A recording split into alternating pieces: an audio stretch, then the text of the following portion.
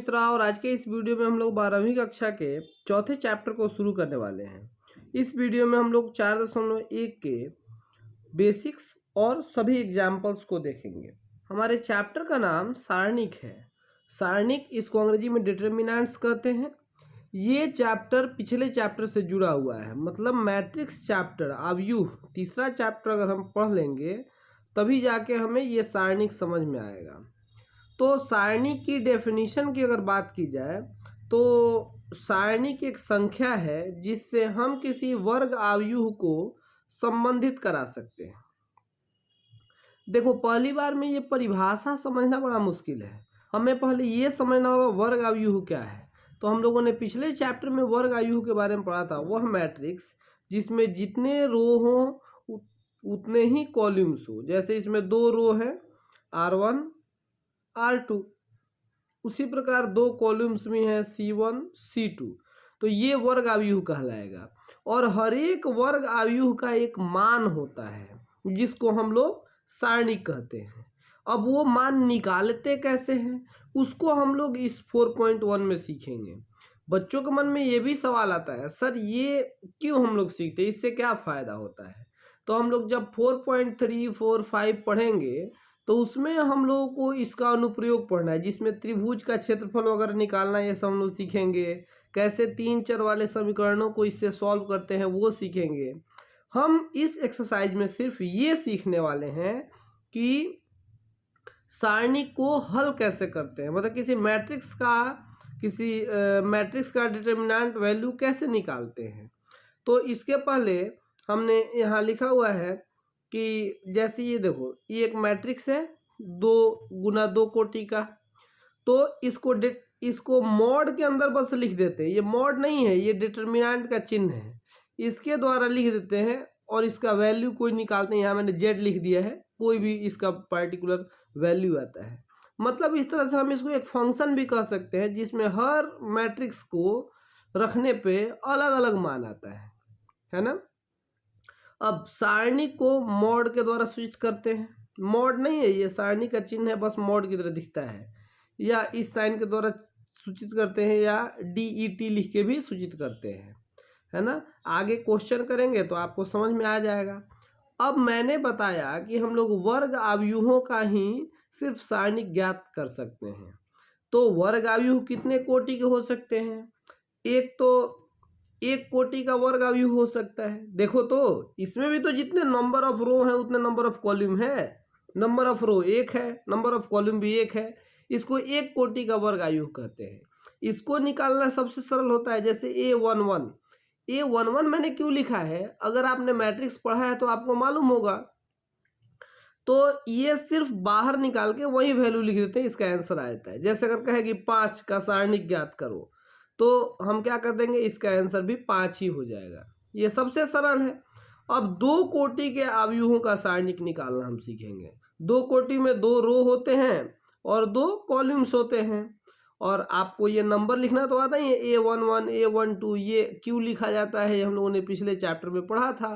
तो अगर ऐसा आ जाए तो 2 कोटि के अवयुहों को हम लोग हल करते हैं। पहले तिरछा गुना करते हैं इससे इसमें, ठीक है, मतलब A11 से A22 में, और फिर इन दोनों में तिरछा गुना करके और पहले में से दूसरे को घटा देते हैं, हमारा आंसर आ जाता है। ये मैंने सूत्र लिख दिया है। अब इसका उदाहरण 1, प्रश्नावली का उदाहरण 1 हमें दिया हुआ है कि 2, 4, -1 और 2, इसको सॉल्व करना है। तो मैंने आपको बताया कि तिरछा गुना करते हैं। तो 2 गुना 2 लिखिए बराबर 2 गुना 2, और उसके बाद ऐसे गुना करते हैं तो -4 और गुना ये -1 है तो -1 लिख देते हैं। अब देखो 2 में 2 से गुना करेंगे तो क्या होगा, 4 होगा। मैं सीधे एक ही लाइन में सॉल्व करता हूँ, आप ऊपर नीचे करके सॉल्व कीजिएगा, उस तरह सुंदर दिखता है। और ये देखो 4 में -1 से गुना करेंगे तो -4 होगा, और माइनस आगे भी लगा हुआ है तो इस प्रकार ये +4 हो जाएगा बराबर 4 और 4 कितना हो गया, 8। तो ये उदाहरण 1 भी हमारा कंप्लीट हो गया और आपको मैंने 2 गुना 2 कोटि का सारणिक निकालना भी सिखा दिया। आपको आसान लगा होगा। तो हम 3 कोटि के सारणी को हल करना सीखते हैं। 3 कोटि के सारणी को हल करने के लिए सबसे पहले जो विकर्ण के जगह पर जो भी एलिमेंट हैं, विकर्ण क्या होता है, एक ये तिरछा रेखा, फिर एक ये तिरछा रेखा, इन सब पे आपको क्या करना है कि प्लस लगा देना है। इन सबको प्लस में मानना है, बस इसके सामने लिखना नहीं है, ये मन में सोचना है। ये इसका विकर्ण, विकर्ण और विकर्ण, और बाकी जो बच गए उनको माइनस कर देना है या माइनस सोचना है। इसको हल करने के लिए हम कोई भी एक रो या कोई भी एक कॉलम चुनना होगा हमें। तो जनरली मैं फर्स्ट रो को चुन लेता हूँ, अगर कोई दूसरा सबसे आसान ना दिखे तो फर्स्ट रो को हम लोगों ने चुन लिया, इसी के अकॉर्डिंग कर सकते हैं। आप कोई भी रो या कोई भी कॉलम ले सकते हैं। अब जिस रो को हम लोग चुनेंगे उसके फर्स्ट एलिमेंट को हम लेंगे। तो यहाँ जैसे मैंने A11 लिया और उसके बाद डिटरमिनेंट का चिन्ह लगाएंगे, और जिस एलिमेंट को हम लोगों ने लिया है उसके सामने वाले अवयवों को ढक देंगे, मतलब उस रो और उस कॉलम को ढक देंगे। ढकने के लिए मैंने 2 ठो पेपर बना लिया है, मैंने ढक दिया। और उसके बाद जो बच गया 2 गुना 2 का मैट्रिक्स बचेगा, तो इसको हम जैसे है वैसे लिख देंगे, जैसे A22, A32 और A33, ऐसे हमने रख दिया। अब हटा लेते हैं। अब यहाँ माइनस प्लस मैंने क्यों लिखवाया था, बस इस चीज़ के लिए। अब हम माइनस का चिन्ह देंगे और A12 लिखेंगे। अब इसके सामने जो है, एक तो इसके सामने ये वाला है और ऊपर वाला है, इनको ढकने के बाद हमारे सामने ये 21, 23, 31 और 33 बचेगा। इसको लिख देंगे A21, A23, A31 और A33। फिर ये हमारा सॉल्व हो गया। और इसमें अगला एलिमेंट है प्लस A13, और अब इसके सामने ढक देंगे। इसके लिए मैंने ये कर लिया और यहाँ पे मैंने ये कर लिया। अब बच गया हमारा A21, A22, A31 और A32। और मैंने आपको इन सबको हल करना तो सिखाया ही है, इसको आप सॉल्व कर लीजिएगा और आपका मान निकल जाएगा। अब हम लोग इस पे एक एग्जाम्पल देखते हैं 3 कोटि के अवयव को हल करने वाला, वहां से हमारा और ज़्यादा क्लियर होगा। उदाहरण 3 कोटि का एक सारणिक है जिसका मान ज्ञात करना है हमें। तो इसको अगर हम रो 1 के अकॉर्डिंग एक्सपेंड करें तो नुकसान है। क्यों नुकसान है? क्योंकि मैं देख रहा हूँ अगर हम C3 के अकॉर्डिंग इसको हल कर लें तो यहाँ 2 ठो जीरो आएगा, तो कैलकुलेशन करने में हम बड़ी सुविधा हो, क्योंकि जीरो से गुना करना बहुत आसान है। जीरो से किसी भी चीज़ में गुना करते हैं उतना ही रह जाता है। तो मैं क्या कहूँगा, C3 के अनुदिश हल करने पर, है ना, या उसको हल करना या प्रसारित करना भी कहते हैं। अब इसको हम लोग देखते हैं। C3 हमारा ये है, और मैंने आपको कहा था कि विकर्ण माने कोने कोने पे जो है उसको प्लस मानना है और बाकी सबको माइनस मानना है। सोचना है मन में, ये चिन्ह लगाना नहीं है। तो ये 4 है तो हमने 4 लिख दिया, और प्लस है तो आगे प्लस लिखना जरूरी नहीं होता है। और उसके बाद इसके सामने वाले सभी को ढकना है, तो मैंने एक इसको ढक लिया और यहाँ से इसको ढक लिया। अब हमारा बचा क्या, ये -1 पहले से था, हम लोगों ने नहीं लगाया। -1, उधर 3, 4 और 1, ठीक है। हम वो विकर्णों का चिन्ह बदलते बस इसलिए हैं यहाँ पे चिन्ह लगाने के लिए, क्योंकि जैसे एक स्टेप हो गया हमारा। अब दूसरा है 0, तो -0 गुना। अब ये वाला लाइन ढक लेंगे, यहाँ जैसे 0 जहाँ है ये वाला ढक लेंगे, और इसके सामने वाला भी ढक लेंगे ये, तो हमारा क्या बचा, 1 2 4 और 1 दिख रहा है आपको, 1 2 4 और 1, ठीक है। फिर यहाँ प्लस 0 और अब की वाला ये ढकेंगे और उसके सामने ऊपर, है ना। ये आपको मन में सोच लेना है कि ढक गया, क्योंकि अब आप ऐसा होगा तो नहीं कि आप जब भी बनाना हो तो आप भी 2 पेपर काट के रखें और उसको ऐसे करके चेक करें। तो 1 2 -1 और 3 ये हो गया। अब इसको आगे हल करते हैं। यह 4 है, आपको मालूम है कि इसमें तिरछा गुना करते हैं उसके बाद, तो 1 में -1 से करेंगे तो -1 और 1 -1 होगा, और घटाओ 4 तिया 12, और इसको मैं क्या हल करूँ, 0 से तो कोई भी चीज़ गुना करेंगे 0 ही हो जाएगा, और ये भी 0 है तो ये भी 0 ही बना देगा सबको। सिर्फ इसको हल कर लेते हैं, तो ये -13 और 13 चौका 52 होता है माइनस, ठीक है। तो ये हमारा आंसर हो गया। आपको आसान लगा होगा।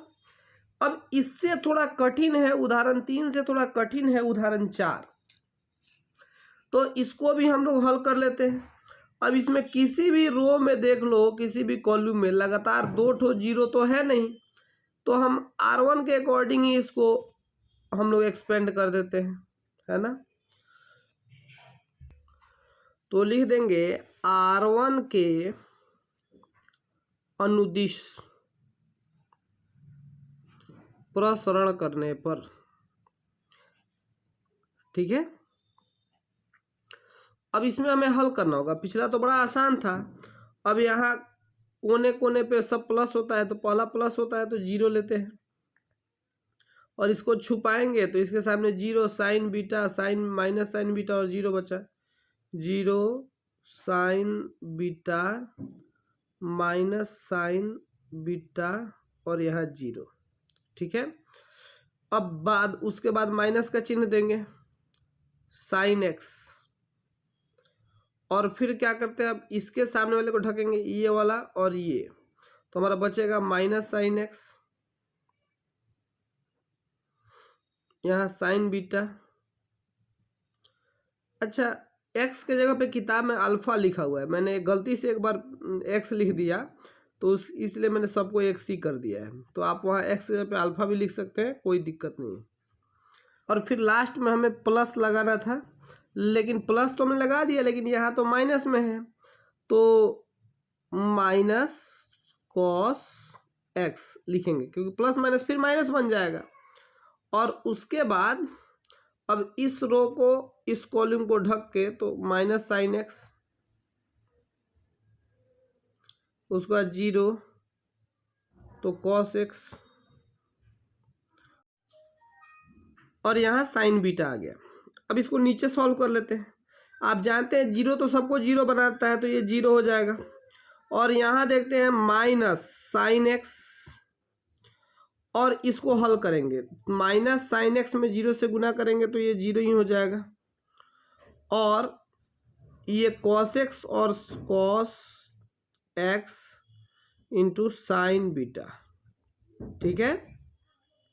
अब यहाँ प्लस और माइनस माइनस हो जाएगा, कॉस एक्स, इन दोनों में माइनस साइन एक्स और minus sine beta, sine x sign beta हो जाएगा, माइनस माइनस प्लस हो गया, और ये माइनस 0, ठीक। 0 में किसी भी चीज़ से गुना होता है 0 ही हो जाता है। अब ये 0 है तो इसको लिखने कोई मतलब नहीं, इसको हटा देते हैं, तो ये हो गया माइनस साइन एक्स, और अंदर का भी 0 हटाएंगे तो माइनस कॉस एक्स, को 0 में से मान लो कि 5 घटा लो तो -5 हो जाता है ना, तो 0 में से ये घटेगा तो ये minus cos x into sine beta हो जाएगा, और इन दोनों मल्टीप्लाई करना है तो ये भी माइनस माइनस प्लस हो जाएगा, माइनस ये देखो cos x sine x into sine beta. अब दोनों को एक तरह कर लेते हैं, दोनों कट जाएगा, माइनस माइनस प्लस हो गया, तो यहाँ भी कॉस एक्स को मैं पहले लिख लेता हूँ ताकि दोनों एक जैसा दिखे। इसको मैंने पहले लिख लिया। अब देखो ना, 2 में 4 से गुना करो या 4 में 2 से गुना करो, बात तो बराबर ही होता है ना।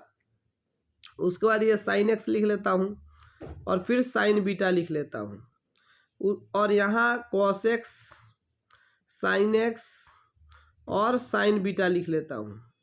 तो ये दोनों सेम आ गया, दोनों कट गया और कट के 0 आंसर आ गया। तो ये हमारा सॉल्व हो गया उदाहरण 4।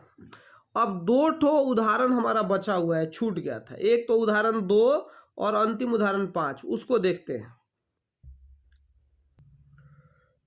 उदाहरण 2 है हमारा कि इसका मान ज्ञात करना है। तो आपको मैंने बताया था कि 2 कोटि के अवयव को हल करने के लिए तिरछा गुना करते हैं। तो x में x से करेंगे तो x स्क्वायर और माइनस x माइनस 1 और इंटू x प्लस 1। तो आप जानते हैं क्या हो जाएगा इसका मान, x स्क्वायर तो x स्क्वायर लिख लेंगे और ये a minus B into A plus B के मतलब सूत्र पे तोड़ लेंगे। तो ये क्या हो जाएगा, ए स्क्वायर माइनस बी स्क्वायर। अब सॉरी, यहाँ तो x है ना, a की जगह पे x और b की जगह पे 1 है ना, मैंने सूत्र ही लिख दिया सीधे। तो ये x स्क्वायर हो जाएगा और ये माइनस एक्स का स्क्वायर और ये माइनस में है तो ये प्लस में हो जाएगा, माइनस अंदर जाएगा तो प्लस 1 का स्क्वायर। तो एक्स स्क्वायर से एक्स स्क्वायर कट गया और 1 का स्क्वायर भी आप जानते हैं 1 ही हो जाता है। इस प्रकार हमारा ये क्वेश्चन सॉल्व हो गया, उदाहरण 2। अब उदाहरण 5 हमें दिया हुआ है कि इसका सारणिक मान इसके बराबर है, तो हमें x का मान ज्ञात करना है। आप जानते हैं तिरछा गुना करना, तो यहाँ 3 में 1 से गुना करेंगे, सॉल्व करते हैं इसको। 3 एकम 3 माइनस एक्स स्क्वायर बराबर 3 एकम 3 और माइनस 8। अब आगे करते हैं, एक्स स्क्वायर माइनस में है, ये प्लस 3 है तो उधर जाएगा तो माइनस 3 हो जाएगा। तो 3 माइनस 8 और माइनस 3, तो ये 3 से 3 कट गया और ये माइनस से माइनस कट गया, तो एक्स स्क्वायर बराबर 8 आ गया। तो x बराबर क्या होगा, ये प्लस माइनस रूट लेके आएगा 8, है ना। तो x का मान 2 ठो आएगा। 8 को सॉल्व करते हैं आप, तो x बराबर या तो प्लस 2 रूट 2 होगा या x का मान माइनस x बराबर माइनस 2 रूट 2 होगा। इस प्रकार हमारा 4.1 का बेसिक्स और एग्जाम्पल सारा खत्म होता है। अगले वीडियो में हम लोग प्रश्नावली को सॉल्व करेंगे। Thank you.